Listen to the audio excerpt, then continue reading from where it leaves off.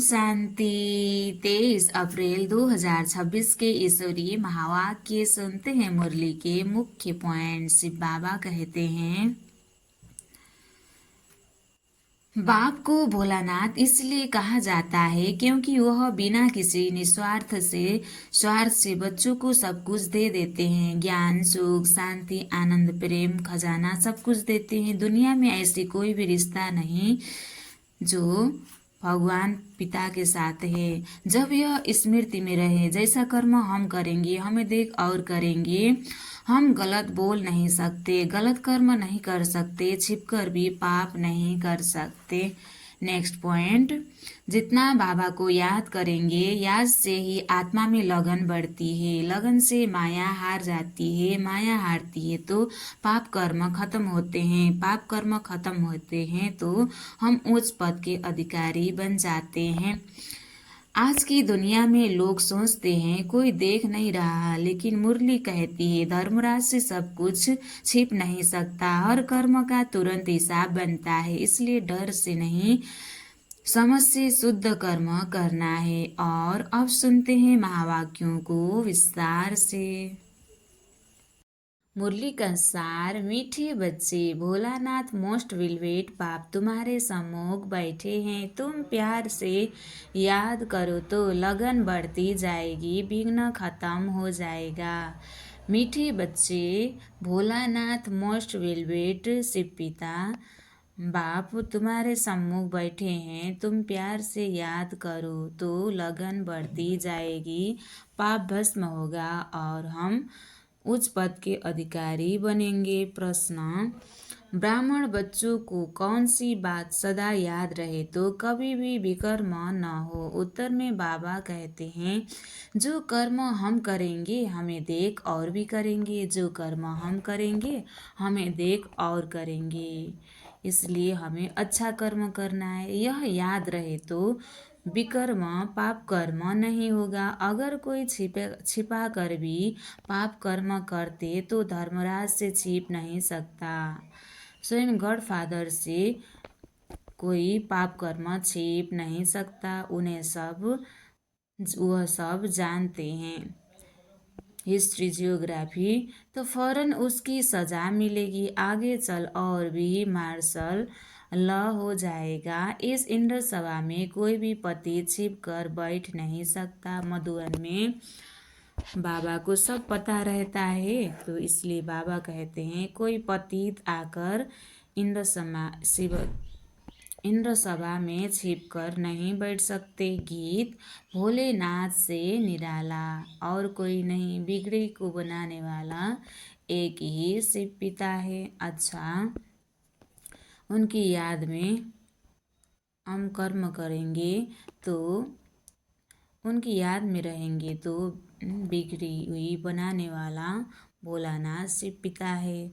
अच्छा, ओम शांति। मीठे मीठे रूहानी बच्चे जानते हैं कि अब रूहानी बाप हमको यह सृष्टि के आदि मध्य अंत का ज्ञान सुना रहे हैं। उनका नाम ही है भोलानाथ।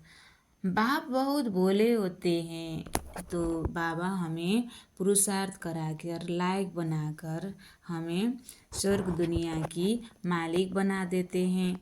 बदले में बाबा हमसे कुछ नहीं लेते हैं, बस कहते हैं 5 विकार को छोड़ो, काम, क्रोध, लोभ, मोह, अहंकार को छोड़ो। और बदले में बाबा हमें स्वर्ग की बादशाही देते हैं। तो बाबा कितने भोले हैं, लेते कुछ नहीं हैं, देते बहुत कुछ हैं। बाप बहुत भोले होते हैं, कितनी तकलीफ सहन करके भी बच्चों को पढ़ाते हैं। दुनिया वाले पिता भी कितनी तकलीफ सहन करके बच्चों को पढ़ाते हैं, लायक बनाते हैं, संभालते हैं। फिर जब बड़े होते हैं तो सब कुछ उनको दे खुद वानप्रस्थ अवस्था ले लेते हैं, खुद सब संपत्ति के मालिक बना देते हैं और खुद वानप्रस्थी अवस्था ले लेते हैं। इसी तरह हमारे पिता भी हमें अविनाशी खजाने दे देते हैं।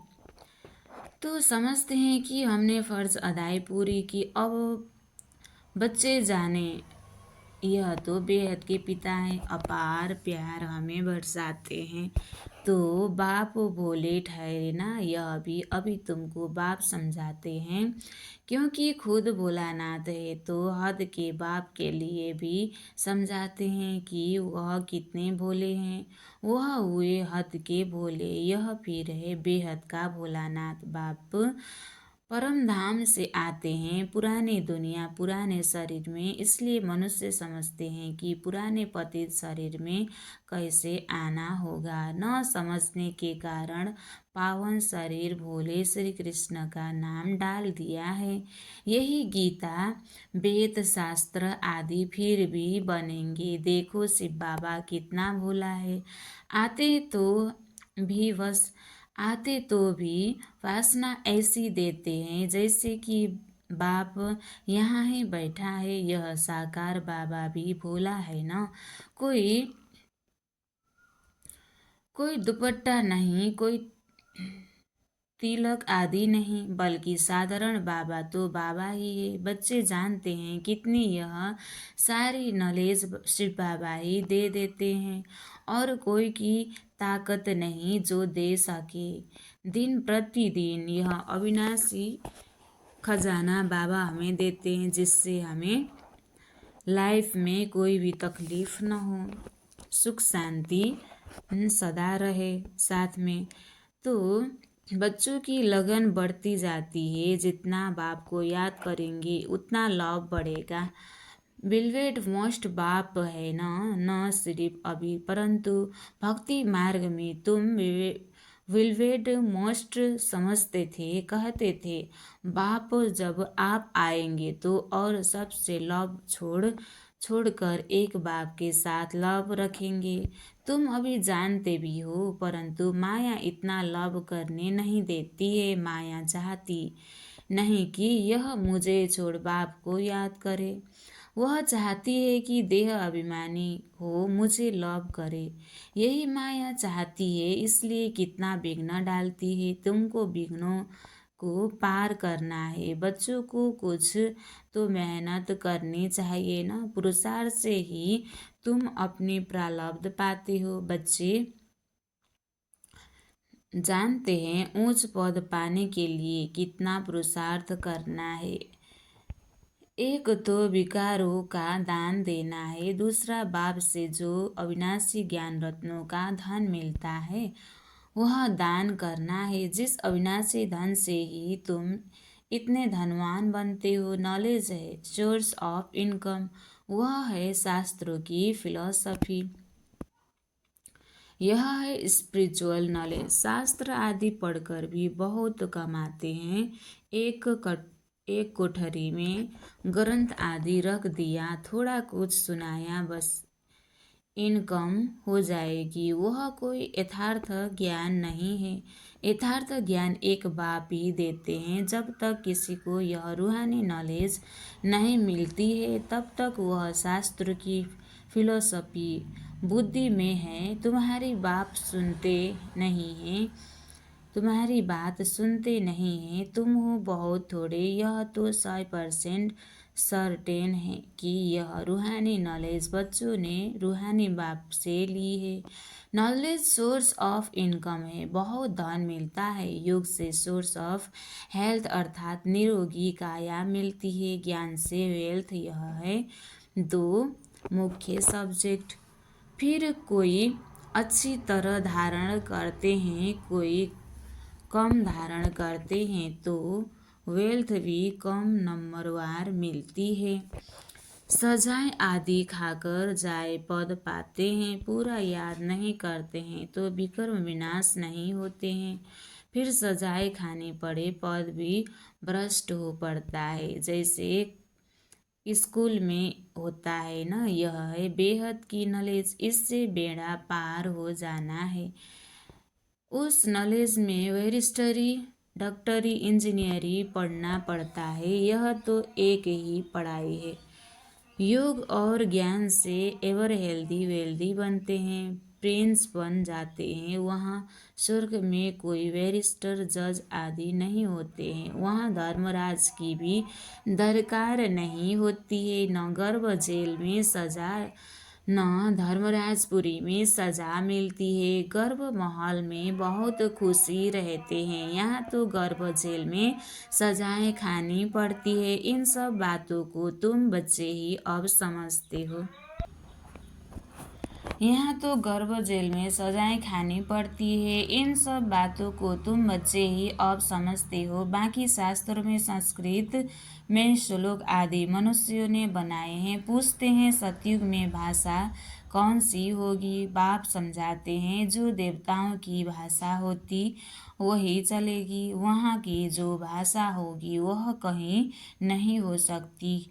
ऐसे हो नहीं सकता कि वहाँ संस्कृत भाषा हो। देवताएं और पतित मनुष्यों की एक भाषा हो नहीं सकती। वहाँ की जो भाषा होगी वही चलेगी, यह पूछने का रहता नहीं। पहले बाप से वर्षा तो ले लो, जो कल्प पहले हुआ होगा वही होगा। पहले वर्षा लो, दूसरी कोई बात पूछो ही नहीं। अच्छा 84 जन्म नहीं है, 80वां 82 हो। इन बातों को तुम छोड़ दो। बाप कहते हैं अल्प को याद करो, स्वर्ग की बादशाही बरोबर मिलती है ना। अनेक बार तुमने स्वर्ग की बादशाही ली है।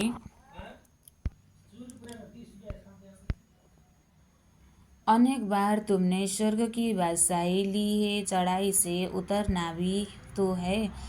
अभी तुम मास्टर ज्ञान सागर, मास्टर सुख का सागर बनते हो। तुम पुरुषार्थी हो, बाबा तो कंप्लीट है। बाप में जो नॉलेज है वह बच्चों में है, परंतु तुमको सागर नहीं कहेंगे। सागर तो एक होता है, सिर्फ अनेक नाम रख दिए हैं। बाकी तुम हो ज्ञान सागर से निकली हुई नदियाँ, तुम हो मानसरोवर नदियाँ। नदियों पर नाम भी है। ब्रह्मपुत्र बहुत बड़ी नदी है। कलकत्ते में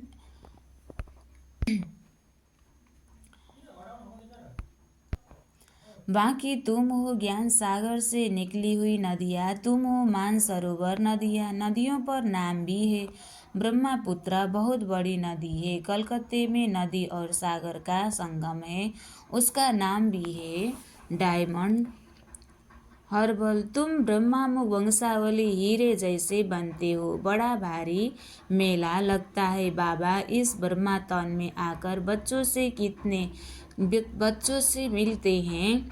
यह सब बातें समझने की है। बाबा इस ब्रह्मा तन में आकर बच्चों से मिलते हैं। यह सब बातें समझने की है। फिर भी बाबा कहते हैं मन मना भव। बाबा को याद करते रहो। वह मोस्ट वेलवेट सब संबंधों की सेक्रेन है। वह सब संबंधी है विकारी, उनसे दुख मिलता है।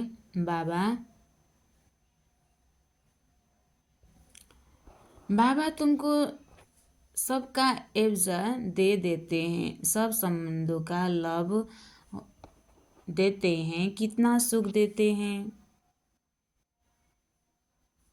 और कोई इतना सुख नहीं दे सकते। कोई देते हैं तो अल्पकाल के लिए, जिसको ये सन्यासी कागविष्टा के समान सुख कहते हैं। दुख धाम में तो जरूर दुख ही होगा। तुम बच्चे जानते हो, हमने यह अनेक बार पाठ बजाया है, परंतु हम ऊंच पद कैसे पाए उनका फिक्र रहना चाहिए ना। तुम पुरुषार्थ करना है, बहुत पुरुषार्थ करना है कि हम वहाँ फेल न हो जाएं। अच्छे नंबर से पास होंगे तो ऊंच पद पाएंगे और उनको खुशी भी होगी। सब एक समान हो न सके, जितना योग होगा उतना।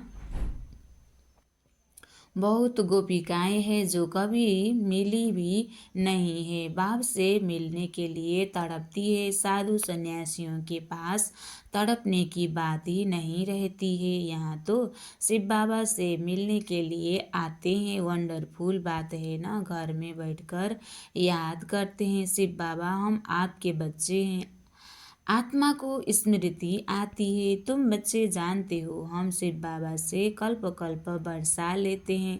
वही बाप कल्प के बाद आया हुआ है तो देखने बिगड़ रह न सके। आत्मा जानती है बाबा आया है, शिव जयंती भी मनाते हैं, परंतु जानते कुछ भी नहीं है। शिव बाबा आकर पढ़ाते हैं, यह कुछ भी नहीं जानते हैं। नाम मात्र शिव जयंती मनाते हैं, छुट्टी भी नहीं करते हैं। वर्षा जिसने दिया उसका कुछ महत्व नहीं, और जिसको वर्षा दिया श्री कृष्ण को उसका नाम वाला कर दिया है। खास भारत को आकर है बिन बनाया है, बाकी सबको मुक्ति देने हैं, चाहते भी सब है। तुम जानते हो मुक्ति के बाद जीवन मुक्ति मिलेगी। बाप आकर माया के बंधन से मुक्त करते हैं। बाबा को कहा जाता है सर्व का सद्गति दाता। जीवन मुक्ति तो सबको मिलती है, नंबरवार पुरुषार्थ अनुसार। बाप कहते हैं यह है पति दुनिया दुखधाम। सुखधाम में तुमको कितना सुख मिलता है। उनको कहते हैं वैस्त। अल्लाह ने वैस्त किस लिए रचा? क्या सिर्फ मुसलमानों के लिए रचा? अपनी अपनी भाषा में कोई स्वर्ग कहते हैं, कोई वैस्त कहते हैं। तुम जानते हो हेवन में सिर्फ भारत ही होता है। यह सब बातें तुम बच्चों की बुद्धि में नंबरवार पुरुषार्थ अनुसार बैठी है। एक मुसलमान भी कहता था हम अल्लाह के गार्डन में गए। अब यह सब साक्षात्कार होते हैं, ड्रामा में पहले से ही नुदा हुआ है। ड्रामा में जो होता है सेकेंड पास हुआ कहेंगे, कल्प पहले भी हुआ था, कल क्या होना है यह पता नहीं है। ड्रामा पर निश्चय चाहिए जिसमें कोई फिक्र नहीं रहेगा। हमको तो बाबा ने हुक्म दिया है मामेकम याद करो और अपने वर्षे को याद करो। ख़त्म तो सबको होना ही है, कोई एक दो के लिए रो भी नहीं सकेंगे। मौत आया और गया, रोने की फुर्सत ही नहीं रहेगी, आवाज़ ही नहीं निकलेगा। आजकल तो मनुष्य राख भी लेकर कितना परिक्रमा करते हैं। भाव बैठा हुआ है, सब वेस्ट ऑफ टाइम। इसमें रखा ही क्या है? मिट्टी मिट्टी में मिल जाएगी, इससे भारत पवित्र बन जाएगा। पति दुनिया में जो काम करते हैं पतित ही करेंगे।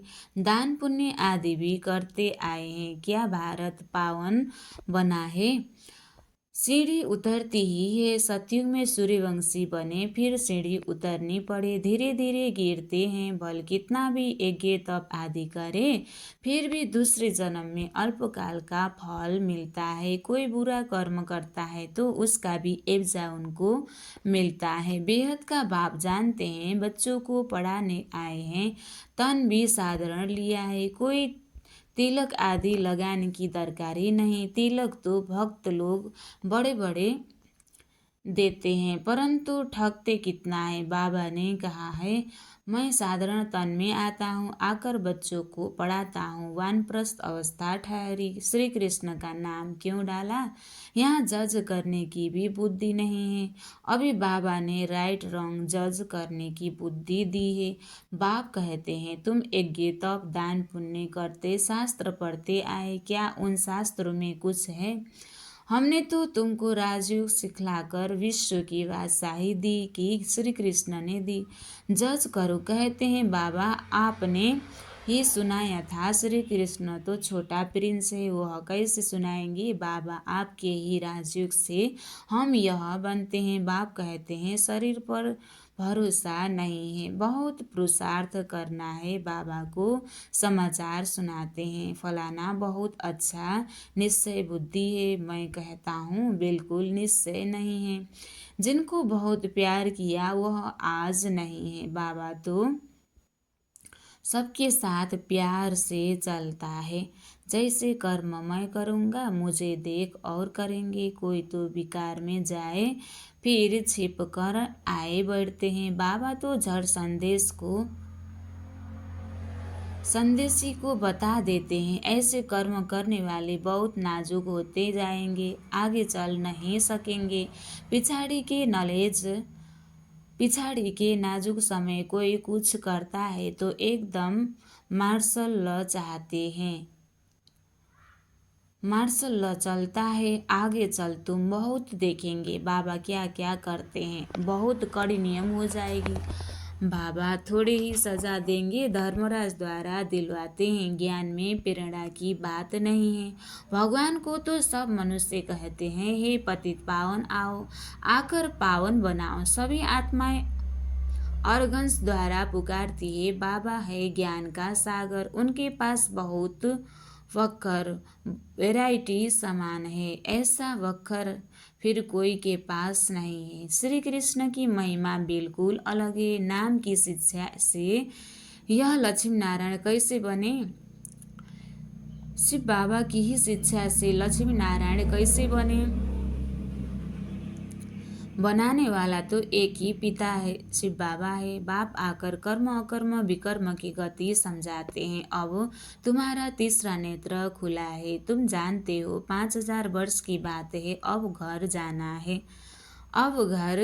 है, पाठ बजाना है। यह सुदर्शन चक्र है ना, तुम्हारा नाम है सुदर्शन चक्रधारी। ब्राह्मण कुल भूषण प्रजापिता ब्रह्मा कुमार कुमारियाँ लाखों की अंदाज में सुदर्शन चक्रधारी बनेंगे। तुम कितने नॉलेज पढ़ते हो? अच्छा, मीठे मीठे सिखलते बच्चों प्रति माता पिता बाप दादा का याद प्यार और गुड मॉर्निंग। रूहानी बाप की रूहानी बच्चों को नमस्ते। हम रूहानी बच्चों की भी रूहानी बाप दादा को दिल से याद प्यार और गुड मॉर्निंग। नमस्ते बाप दादा, नमस्ते नमस्ते नमस्ते। धारणा के लिए मुख्य सार 1 नंबर, यह समय बहुत नाजुक है, इसलिए कोई भी उल्टा कर्म नहीं करना है। कर्म अकर्म विकर्म की गति को ध्यान में रख सदा श्रेष्ठ कर्म करने हैं। दूसरा, योग से सदा के लिए अपनी काया निरोगी बनानी है। एक बिलवेट मोस्ट बाप को ही याद करना है, ऊंचे ऊंचे हमारे पिता शिव पिता को ही याद करना है। बाप से जो अविनाशी ज्ञान का धन मिलता है वह दान करना है, अविनाशी ज्ञान रत्नों का दान करना है। आज बाबा ने वरदान दिया है, सहनशीलता के गुण द्वारा कठोर संस्कार को भी शीतल बनाने वाले संतुष्ट मणि भव। सहनशीलता के गुण द्वारा कठोर संस्कार को भी शीतल बनाने वाले संतुष्ट मणि भव।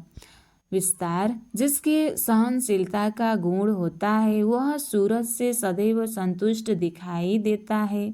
जो स्वयं संतुष्ट मूर्त रहते हैं वह औरों को भी संतुष्ट बना देते हैं। संतुष्ट होना माना सफलता पाना। जो सहनशील होते हैं वह अपनी सहनशीलता की शक्ति से कठोर संस्कार व कठिन कार्य को भी शीतल और सहज बना देते हैं।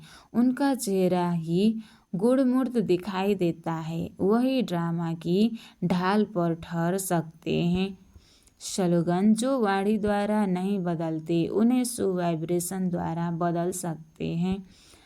अव्यक्त इशारे, महान बनने के लिए मधुरता और नम्रता का गुण धारण करो। जैसे ब्रह्मा बाप के बोल फरिश्ते के बोल कम बोल और मधुर बोल थे, ऐसे यथार्थ बोल बोलो। कारोबार के लिए बोलना पड़ता है लेकिन वह भी लंबा नहीं करो। हर संकल्प बोल और कर्म में फॉलो फादर करो। हर बोल में मधुरता नम्रता की महानता हो, इसके लिए स्वयं को निमित्त समझकर हर कार्य करो, तब महानता के साथ नम्रता आएगी और सफलता मूर्त बनेंगे। अच्छा, ओम शांति।